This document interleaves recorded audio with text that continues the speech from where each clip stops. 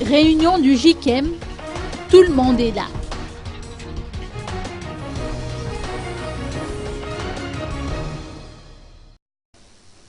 Les pléiades de personnalités qui composent le groupe international de contact sur Madagascar ont débarqué à l'aéroport d'Ivat dans la journée. Rappelons qu'elles vont participer à la 9e réunion qui aura lieu à l'hôtel Ibis d'Inkourjan demain. L'Union africaine, la Commission de l'océan Indien et la Communauté de développement de l'Afrique australe ou SADC seront représentés à cette occasion. Smail Chergui, commissaire à la paix et à la sécurité de l'Union africaine, nous livre son point de vue par rapport à cette mission. De me retrouver dans cette terre amie, dans ce grand pays africain, qui, comme vous le savez, a retrouvé sa place au niveau de l'Union africaine lors du dernier sommet, notre dernier sommet, suite à la tenue des élections présidentielles et donc le retour à l'ordre constitutionnel à Madagascar. Nous sommes aujourd'hui ici pour tenir une réunion du groupe international de contact qui, comme vous le savez, a tenu beaucoup de réunions pour accompagner le processus de transition dans ce pays. Et aujourd'hui, nous voulons non seulement exprimer au peuple malgache notre fierté et notre satisfaction pour tout ce qui a été accompli, pour le retour à l'ordre constitutionnel, mais également essayer d'être à vos côtés à nouveau pour la reconstruction et le développement du pays et la cohésion sociale. Donc nous sommes là avec les autres partenaires internationaux pour tenir cette session et j'espère que nous arriverons à des conclusions. De son côté, Jean-Claude Delestrac, secrétaire général de la COI, estime que la communauté internationale va faciliter les négociations avec les pays partenaires et organismes internationaux dans l'intérêt de Madagascar.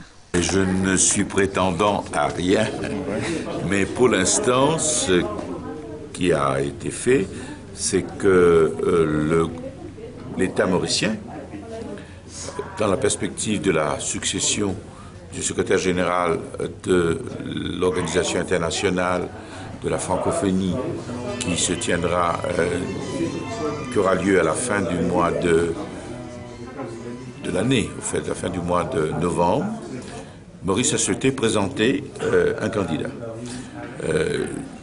Et dans la déclaration qui a été faite par le Premier ministre mauricien présentant cette candidature, il a surtout, je pense, voulu souligner, pour reprendre ses propres propos, qu'en quelque sorte, le temps de l'océan Indien était venu et que l'océan Indien est une des régions francophones les plus dynamiques, les plus vivantes.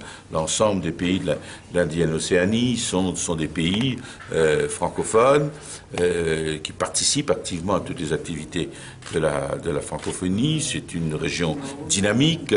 Madagascar est en train de reprendre le chemin de la démocratie, du respect des droits de l'homme.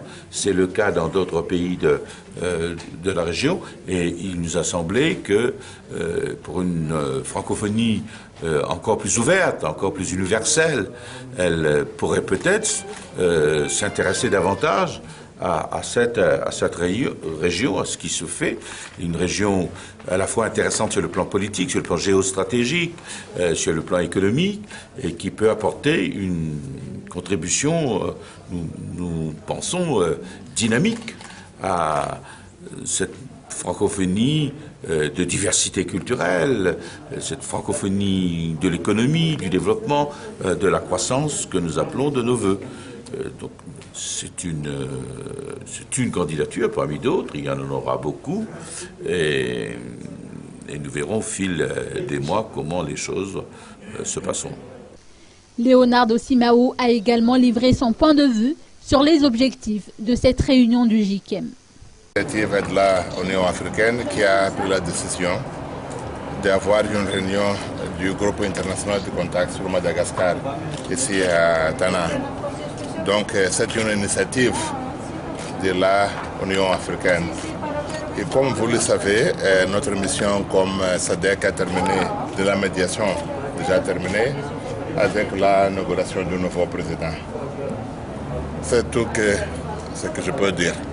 Concernant la sortie de crise actuellement, les Malgaches ont la difficulté de nommer un Premier ministre. Est-ce que ça pourrait compromettre le processus de sortie de crise? Je ne sais pas. Je comprends qu'il y a une discussion, il y a des tractations dans la classe politique pour résoudre le problème.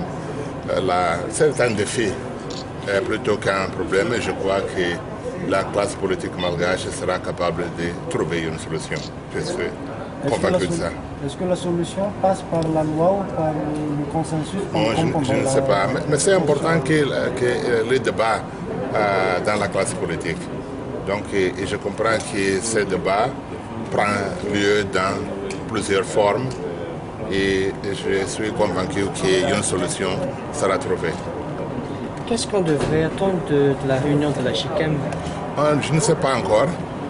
Il faut faire un bilan de tous les processus parce que, comme vous le savez, une des conditions, c'est de reprendre la reprise de la coopération internationale avec Madagascar.